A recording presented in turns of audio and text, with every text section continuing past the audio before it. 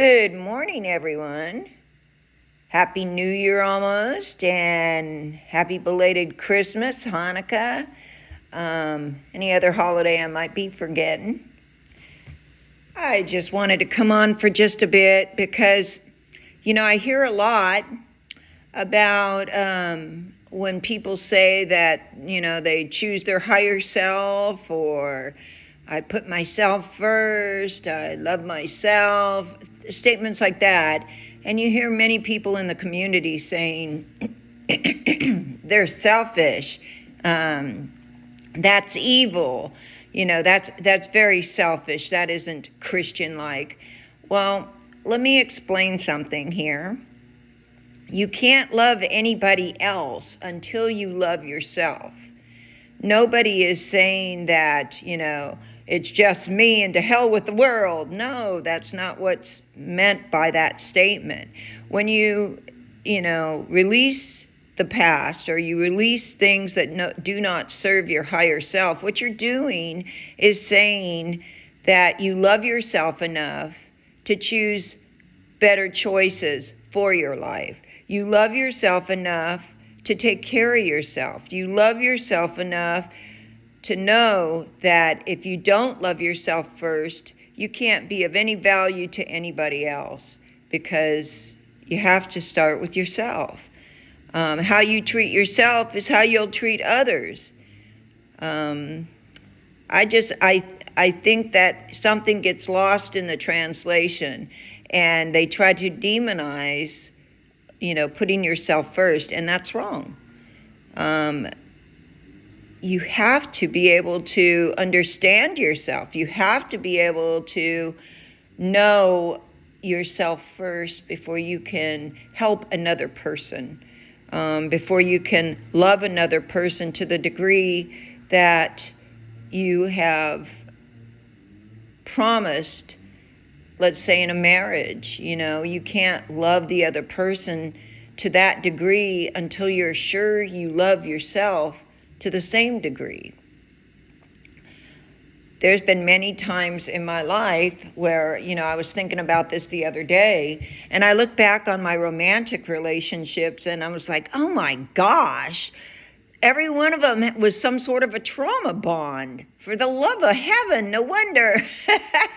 No wonder so many bad endings, doggone it. Trauma bonds is basically what it was, but was it ever really true love? I mean, the kind of love that I know now from doing the deep contemplative work within myself, did I really love them to the degree that I thought I had? And did I receive love to any kind of degree that I have now? And that answer is no, absolutely not. I've never been loved in that capacity.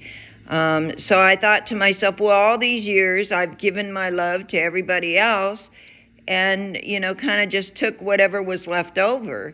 And I realized that was why I was feeling insignificant in the world, why I was feeling like a batting ram for somebody, or, anybody, actually. Anybody who needed to dump on somebody, I was here for that. Apparently volunteering my services. But once you learn to love yourself, you're not doing that anymore. And people get upset about that, apparently. I just cannot fathom why everybody is so upset that I'm trying to fix me and take it as some sort of personal, slam against them. That's so ridiculous. So my suggestion would be to go within and do your own work and see where you come out on that, because you'll see things a lot differently. By doing this, by turning within and giving myself the love that I would give to somebody else, it has made me appreciate myself a lot more and have a lot more respect for the things that I've overcome in my life, and better choices on how to respond to those choices, those decisions, those paths that are laid in front of me, and hopefully do a better job with the next go around of the same kind of similar situation, but you make a different choice this time and see where that leads you. So my going within is not secluding everybody else. What it's doing for me is helping me to understand who I am and how I express myself to the world and how I can be a better person at expressing that in a more loving and kind way. Always trying to improve, who I am and how I can show up in this world to be a better person for everybody. But, by no means am I doing this to offend or anger anybody else. But I wanted to share that and also share that, with this going within, you learn so much about yourself and the world around you, and some of the magic that's always been there if you just open your eyes and look. I'm not against magic. I'm against dark magic. I'm against Bane magic, against hurting others with your magic. If your magic can heal, if your magic can do wonderful things to add to this world, then that's a good magic. That's a heaven-sent magic. The difference is the intent. Once again, your intentions for other humans should be pure and love, not, jealousy, envy, and disdain, trying to destroy them at every turn because you want what they have is not a way to run your life. It is just not. And it will only come back and harm you and show you the ugly side of life. You have to choose to be a better person. You have to choose to do the right thing with your gifts and your magic and your love, and you have to choose. God is not going to take away free will. That's just not going to happen, and I'm not here to say that it should be taken away. I think free will is extremely important. What happens with the dark side is they do honor the free will, but they trick you into making choices you wouldn't normally make by appearing for it to be something it isn't.